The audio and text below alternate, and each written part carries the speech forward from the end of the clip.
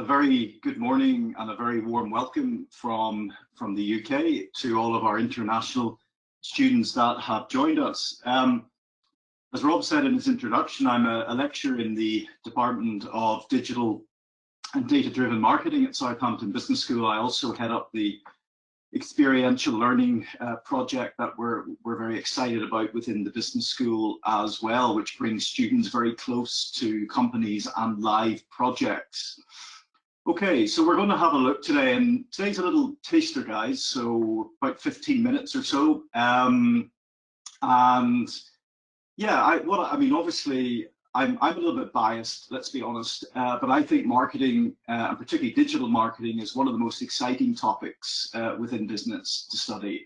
Marketing is so crucial to any business, whether that's in the UK, whether it's in China, in Thailand, in the US, anywhere in the world.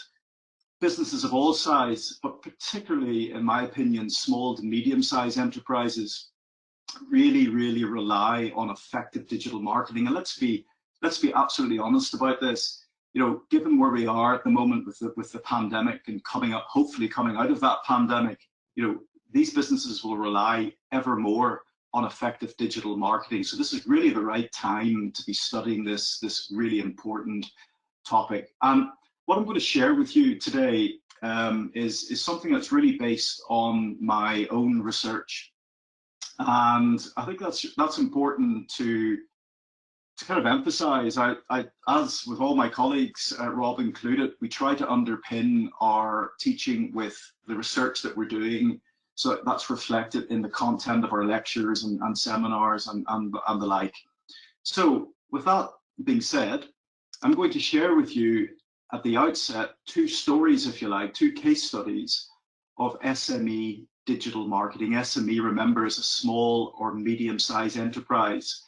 That's defined different ways in different countries, but the EU definition of an SME is any organization that's under 250 employees. Now, the stories I'm going to share with you are actually quite a bit smaller than that. They would come into the small category, which is under 50 employees. So we are talking about small enterprises here. And there's two stories I'm going to share with you. The first one is the customer collaboration story. That name will become apparent when we look at the case.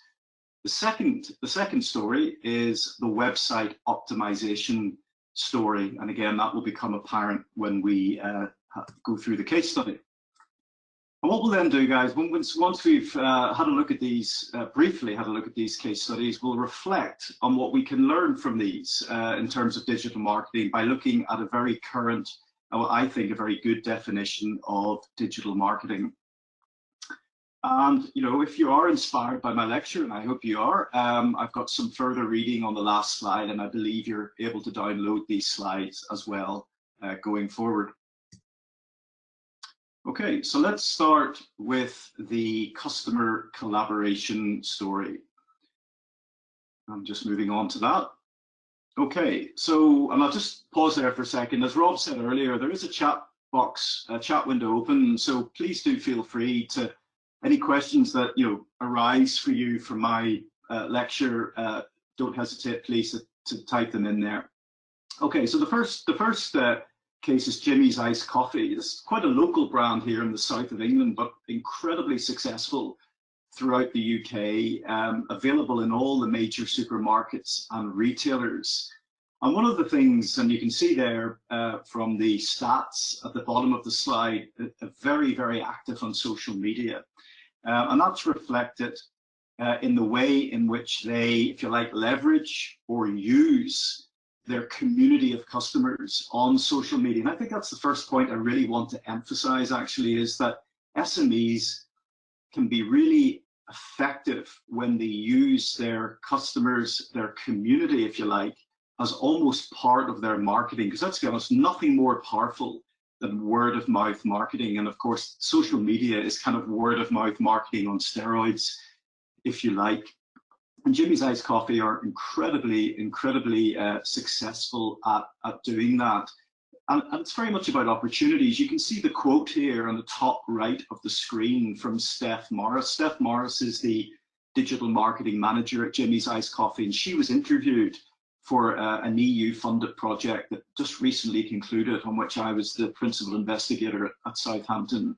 And you can see what Steph is saying here, that it's just picking opportunities. That's what she really sees as very opportunistic company. And you can see here from the screenshots just how adept they are at, as I said before, leveraging their community. So we can see here, for example, in the middle, that there was a couple that recently had a baby. They were in hospital. They were obviously delighted about that. And again, Jimmy saw that as an opportunity to ship some iced coffee to the hospital for the parents that hadn't, let's be honest, hadn't got a lot of sleep. Obviously, festivals, you can see on the left, the two girls on the deck chair. And again, doing some stuff with students at Bournemouth University there on the right-hand side. So very, very good at almost co-creating content with the customers. That's be like the second point I would really emphasize, is that co-creation, because that way you really see the perspective through the eyes of your customers, and that's absolutely essential in digital marketing. Just move on to the next slide. There's a little bit of a time delay on the slide transition, guys, so bear with me.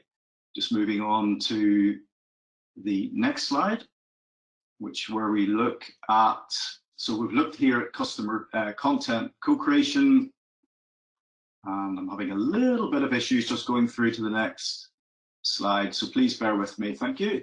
Thank you, slide. Right, so here we are. So again, similar kind of thing, reaching out to the community and really being present, and particularly successful during COVID-19, during the lockdown that we had here in the UK, and I'm sure you all had your own respective lockdowns. And what was particularly effective was, you can see reference to the NHS, was the way in which they supported the NH workers, and that's really captured nicely on the next slide, which shows the way in which they engaged with, in this case, some junior doctors in the hospital.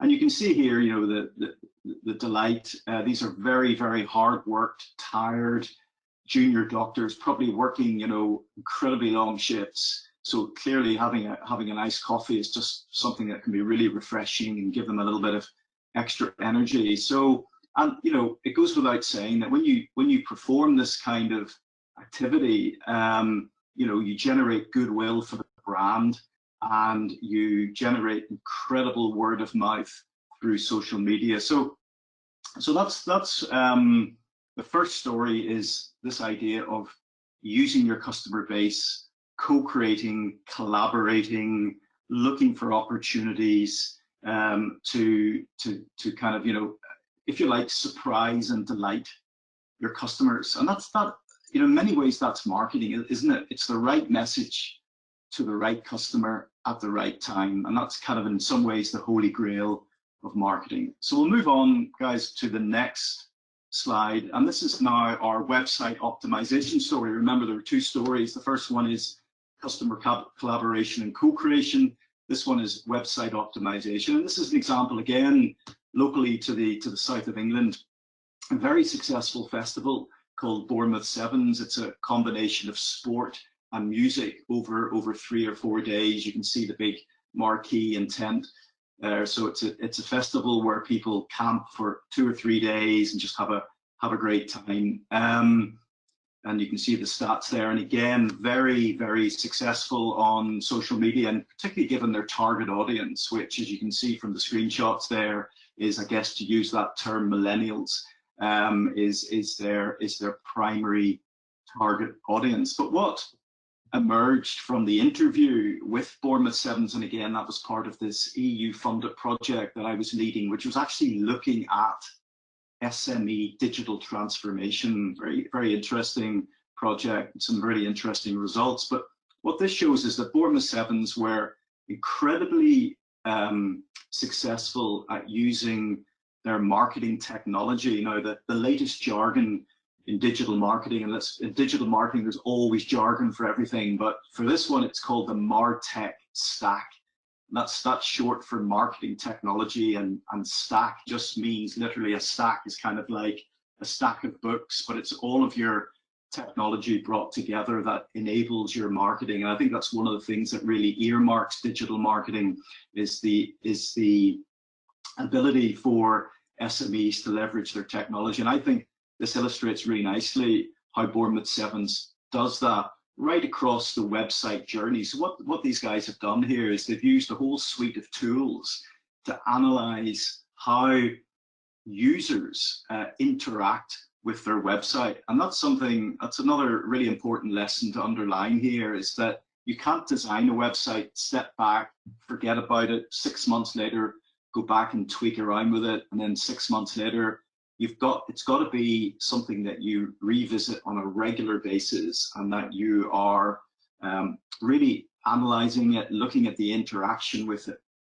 So for example, here you can see Google Analytics, which is one of the premier tools, particularly used by SMEs, not least because it's free and it's actually quite a powerful tool. Going across, they were analyzing as well how people, for example, scrolled on their mobile. So again, given the target audience being millennials, you had a huge number of people actually accessing the website on their smartphone. So again, it's really important to see what that experience looks like, because we all know that surfing the web on a smartphone is different than doing it on a desktop, maybe with a large monitor. And then last but not least, let's not forget, customer direct feedback on social media and people leaving comments. We can talk about sentiment analysis. Are people broadly happy? Are they saying good things about the festival and looking forward to the festival itself? Okay, just moving on. And then just to kind of finish on that story before we look at the definition of digital marketing.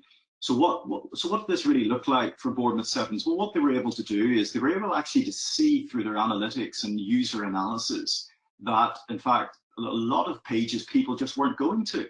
So they decluttered, they took out web pages from their website that weren't engaging. Crucially, I talked about the smartphone. They actually reduced the amount of scrolling. That's, when you have your phone and you're scrolling down, that people have to do. So in essence, what they did is they simplified, they gave clear signposting, they removed the confusion so that people could get to the key content and the call to action on the site. Just moving on to the next slide, there's just a couple of takeaway. Yeah, so again, it's about similar thing really for the booking process. Time's a wee bit tight, guys, so I won't dwell on this slide, but a similar idea. It's really about looking at the customer's journey through the website and improving that journey through analytics. Very important point for digital marketing is using those web analytics to analyze the user's experience. And of course, what's important ultimately, just moving on to the next slide, is the outcomes, because these are businesses and they have to be able to measure the outcomes. So increased bookings, improved website retention, more engaged customers. And you can see here a nice quote in terms of the overall view of what digital marketing is, and getting that feedback and understanding what's working for the customer. So we bring that all together then in a definition of digital marketing. So and you can see here for yourself, I'll read it because it's brief. So digital marketing is an adaptive, technology-enabled process by which firms collaborate with customers and partners to jointly create, communicate, deliver, and sustain value for all stakeholders. Now, what I would do in a full lecture, obviously this is just a taster this morning, is I would take you through some of these questions. So kind of in a way, what I've done is I've served up the practice, and then we kind of step to the theory. And I find sometimes that's a nice way to kind of unpick it, and it makes it a little bit clearer when we've actually gone through the practice. So 3 questions I would get you to reflect on, and that's something you could maybe do after this taster lecture and after the session this morning. And by all means, feel free to come back to me with your thoughts, ideas, or questions. We can supply you with my email address. No problem on that at all. But the 3 questions that I'd be posing there. Well, what's adaptive? How did they adapt? Okay, so that'd be question number 1. Question number 2, how was it technology enabled? And number three, to what extent was it collaborative? And again, I'll just move on. I think that's me. My trusty iPhone has just pinged at me with the alarm, which I of course forgot to switch off. So that's some further reading. Again, I think it's good to follow up the lecture. There's a couple of, if you like, academic references at the first, followed by some practical ones. The first paper is one I'm delighted to say just brought out in tourism management, which is looking particularly at small businesses and how they acquire knowledge for digital marketing. So with that, guys, I'm really delighted. It's a short session. Thank you so much for your attention. I really look forward to meeting you at some point in the future.